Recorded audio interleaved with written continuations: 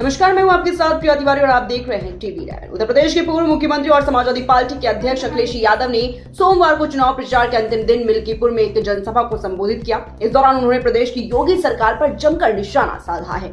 कुंभ में हुए हादसे को लेकर उन्होंने सीएम पर हमला करते हुए कहा कि लोग वस्तु से नहीं विचार से योगी होते हैं। जो सत्य के रास्ते पर चले वही योगी है और जो सत्य को छिपाए वो कभी योगी नहीं हो सकता। उन्होंने कहा कि मृत्यु से बड़ा सत्य कुछ नहीं होता, लेकिन कुछ लोग ऐसे भी हैं जो लोगों की मौत पर झूठ बोल रहे हैं। सीएम योगी पर प्रहार करते हुए अखिलेश यादव ने कहा कि मुख्यमंत्री छिपाना जानते हैं लेकिन कोई काम करना नहीं जानते।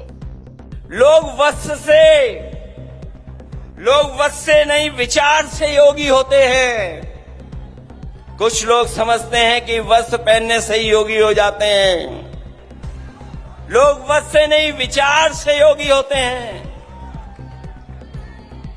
जो सत्य के रास्ते पे चले वही योगी है और वो जो सत्य को छिपाए वो कभी योगी नहीं हो सकता है। ये जो महाकुंभ के प्रचार को न जाने किस ऊंचाई तक ले जाना चाहते थे, जो घटनाएं वहां हुई हैं महाकुंभ में, हम और आप लोग कल्पना नहीं कर सकते हैं। हम लोग कल्पना नहीं कर सकते हैं।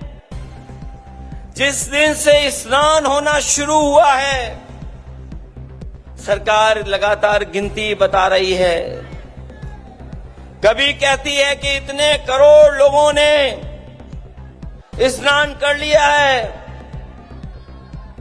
कभी आंकड़े देती है कि इतने करोड़ 30 करोड़ से ज्यादा लोग स्नान कर चुके हैं।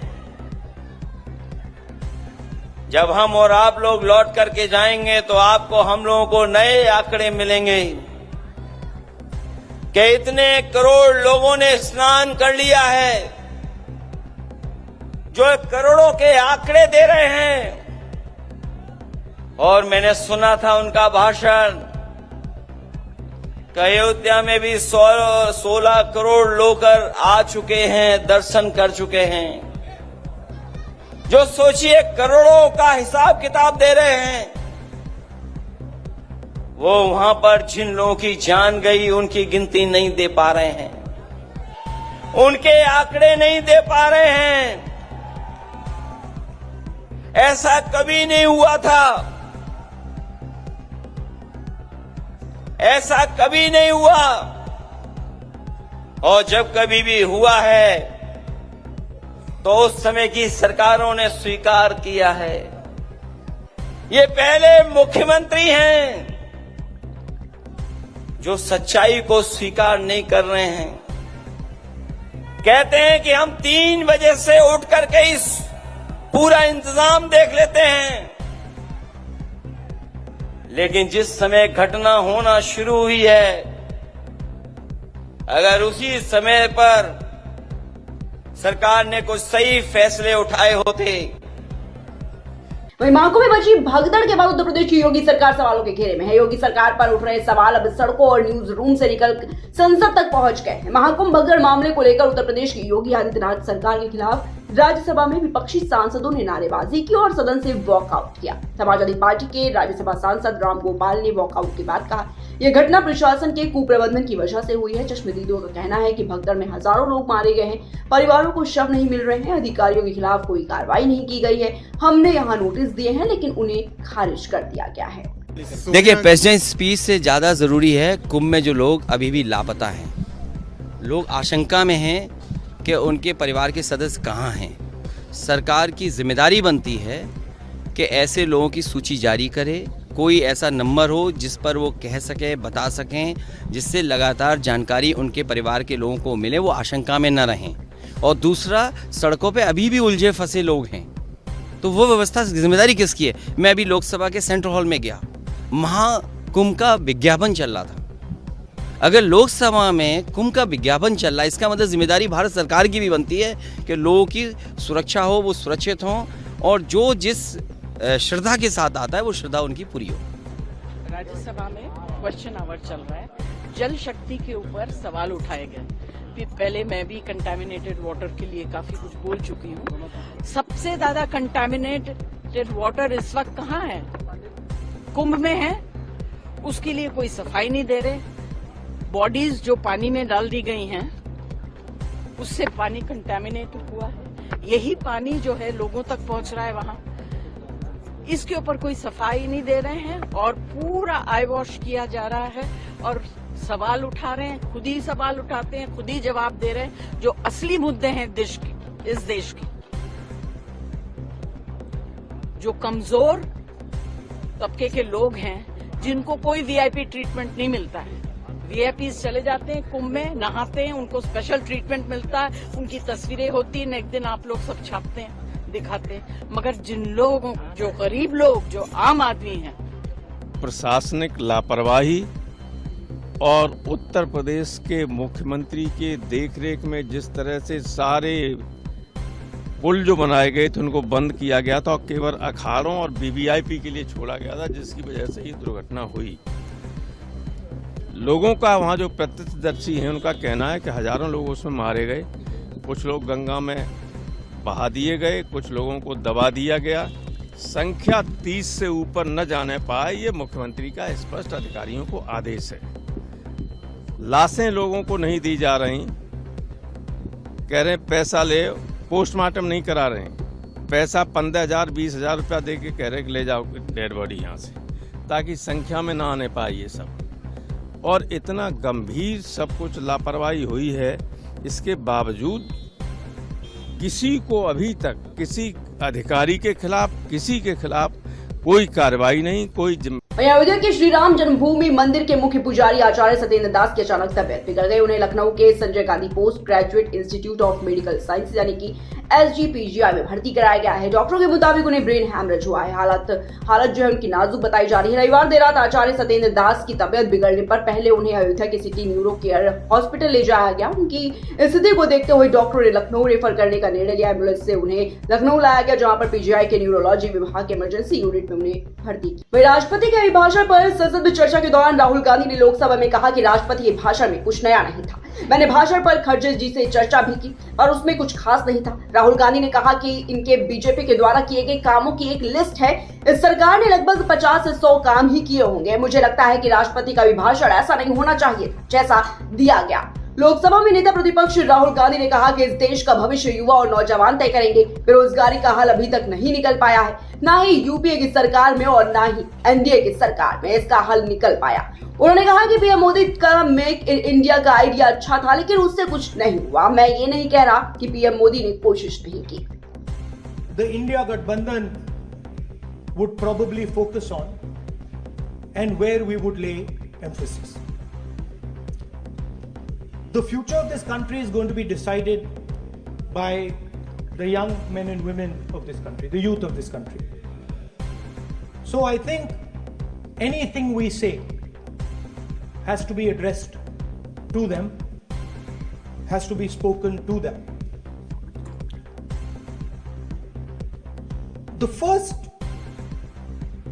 thing in front of us, and this is something I'm sure the Prime Minister would accept and pretty much everybody in this room will accept, is that even though we have grown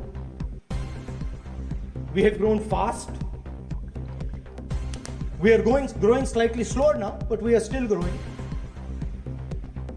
A universal problem that we have faced is that वहीं खबर उन्नाव से, जहां पर जिले में police ने एक बड़ी सफलता प्राप्त करते हुए 25 किलो 400 ग्राम अवैध गांजे के साथ एक अंतर्राज्यीय तस्कर को गिरफ्तार किया है। पुलिस अधीक्षक जनपद उन्नाव के निर्देशन और अपर पुलिस अधीक्षक उत्तरी व क्षेत्रीय अधिकारी नगर के पर्यवेक्षण में यह कार्रवाई की गई है।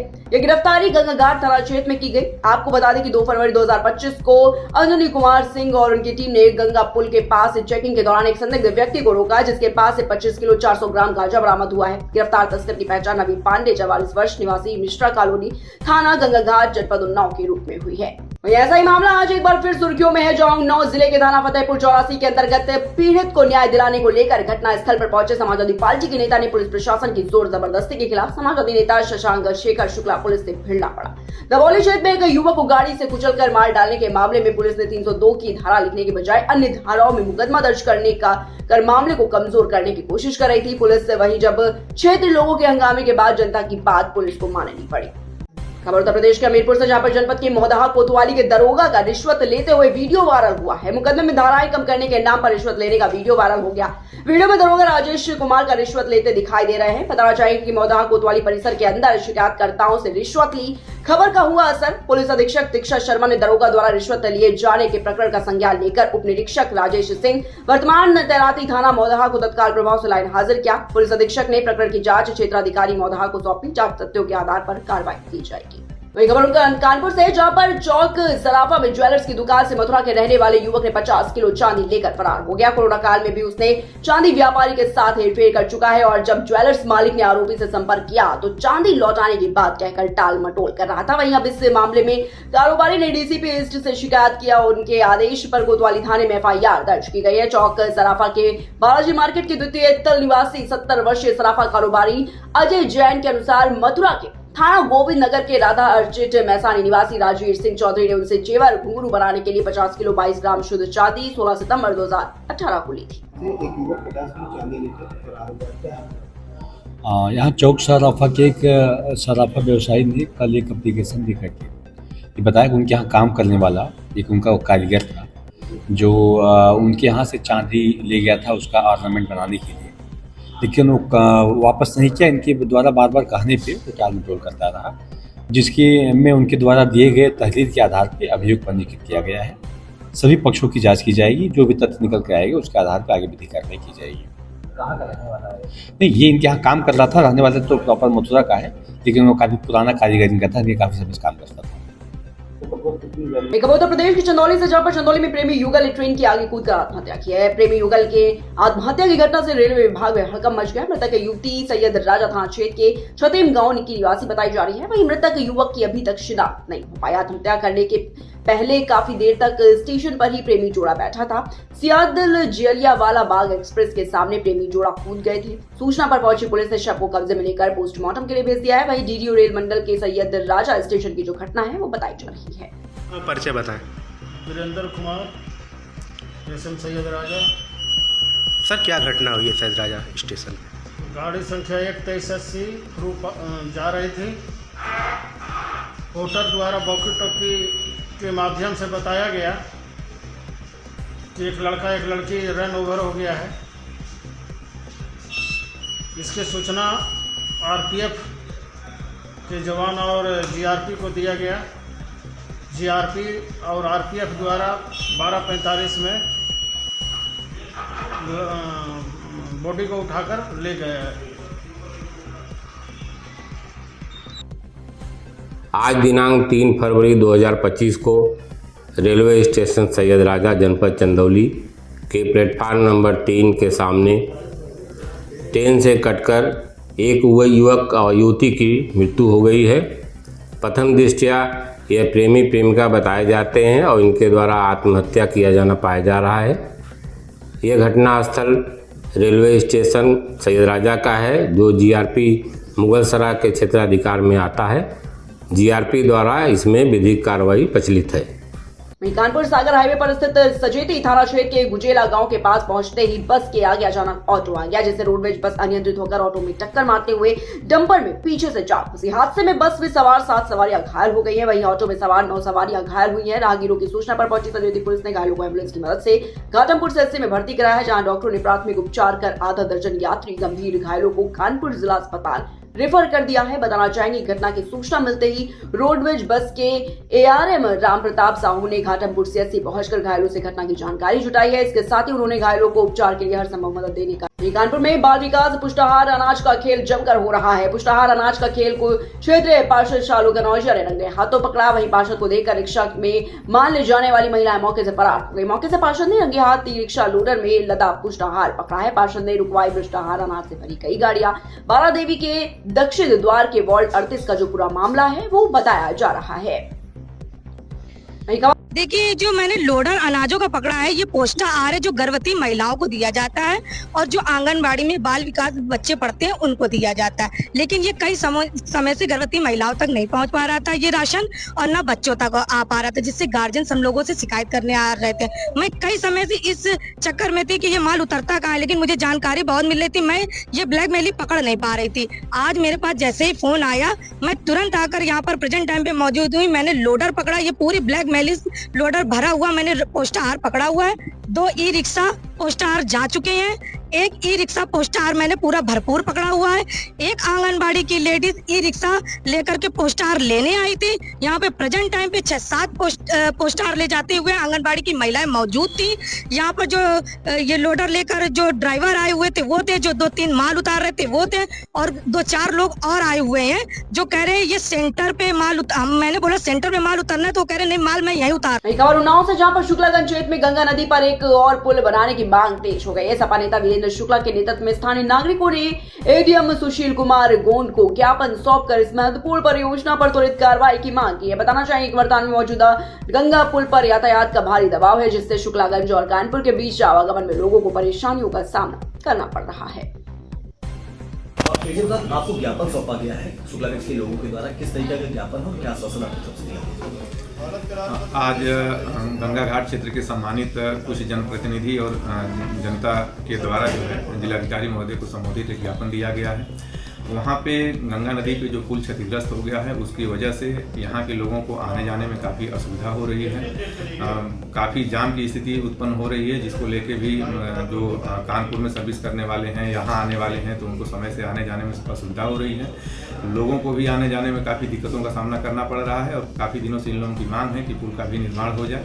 उसी के संदर्भ में इनके द्वारा ज्ञापन दिया गया है। तो इसी को लेके कल हम लोग गंगा घाट कोतवाली पे सभी संबंधित विभागों के साथ एक आवश्यक बैठक करके जो समुचित निराकरण हो सकता है उसके लिए बैठक आयोजित की गई है और सभी को आश्वासन दिया गया है कि जनता की समस्याओं को देखते हुए शीघ्र निराकरण किया जाएगा। सर, इसी पुल को रिनोवेट किया जाएगा या दूसरा पुल बना